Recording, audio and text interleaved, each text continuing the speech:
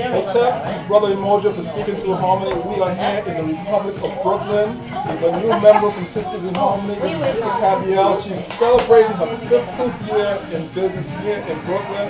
So we're going to bring her on to talk about what she's doing, her vision for the store and where it is now. And she's also going to give a little peek into what she's doing in Ethiopia. So Sister Tabeel, Hotel, peace and blessings.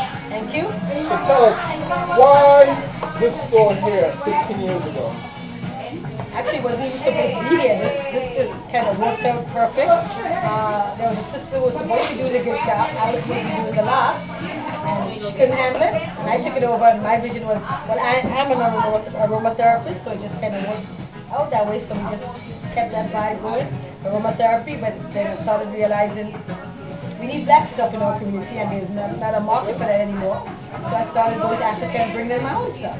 Okay, so wait a minute. So you went back to the motherland and you brought the stuff here. And I do that once a year. Once a year. So what do you say when before you go say, okay, I need this, I need that? So the customers come give you the vibe. No, I just go and whatever feeds my soul, I'm getting that. That's pretty much. Because I know when I heard you in the radio program, you said you're not a loctician, you're natural. Natural. Now, that's why everything in here is pretty much based on the concept of being natural or healing. Yeah. Okay, so that's the major difference between a loctician and a natural. Well, locticians kind of do things that I would never do, like weaves and chemical colors, and I don't do any of that. We just keep it all natural. Even the colors we use are from plants.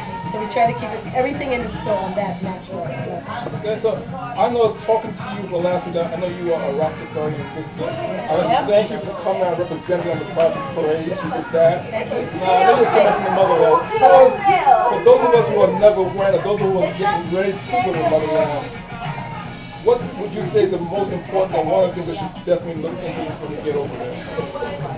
First of all, I think everybody kind of needs to do their little DNA first to find out where you come from, because we're not all from West Africa. Most of us actually do come from East Africa. And then when I think kind of let your spirit guide you when you get to Africa.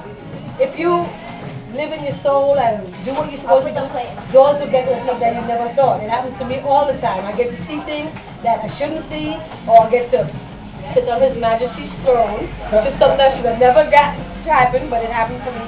So there's a lot of things, but I think you have to have a certain vibe. As we Rastas say, when you go to Africa, clean hands and pure heart.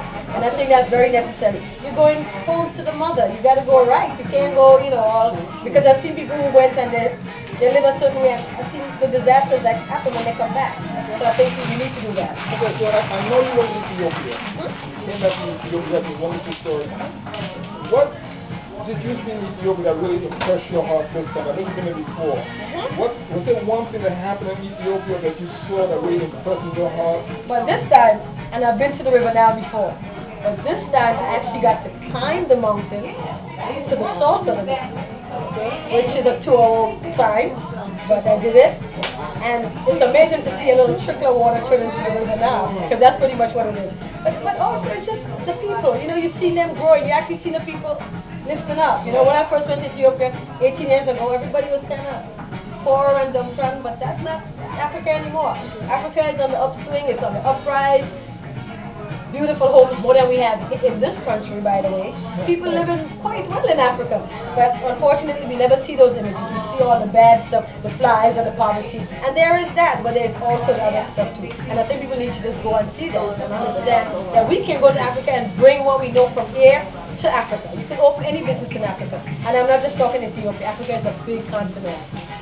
Land is sitting there waiting on people to come and do something. And every place in Africa I've been there, asking people to come and invest. They want outsiders, especially black people to come and invest. I think they've had enough of the European people. They have not invested their rate. We need to go and invest in the country. This is where we're from. Build it up. You can still go back and forth if you choose to, but look into it. It's worth it. Let me ask you something.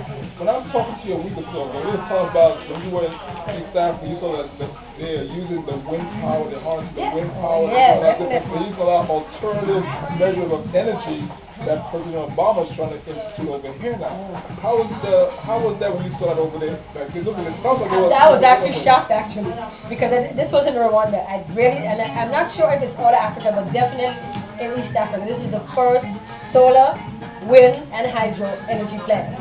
And in a couple of days I'll put the pictures on Facebook because I've been, again, Okay, allowed. okay, what's your Facebook? Facebook. Oh, Perfect Love First at AOL.com.